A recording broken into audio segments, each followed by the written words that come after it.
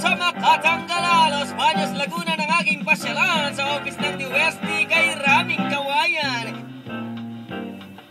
Engineered Baburao na imbentong sikat. Ang uri ng kawayan, botong raw ang tawag. May parehong sukat, tanggalan ng balat, biyakin ang itak at buko sa loob, tanggalin daw lahat.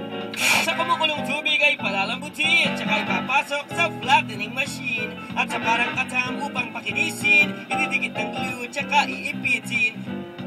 Pwedeng kalabasan ay bonggang handicrafts o may pang makeup, notebook, lalagyan ng pansulat, lamesa at upuan at patungan ng laptop.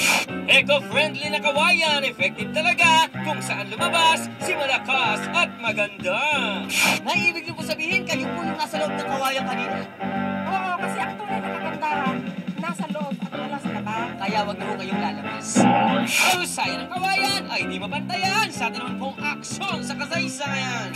November 9, 1906, si Theodore Roosevelt ang kauna-unahang nakaupang presidente ng Amerika na magkaroon ng opisyal na paglalakbay sa labas ng bansa para inspeksyonin ang Panama Canal. Engineer Bamboo ng Los Baños, Laguna, dito lang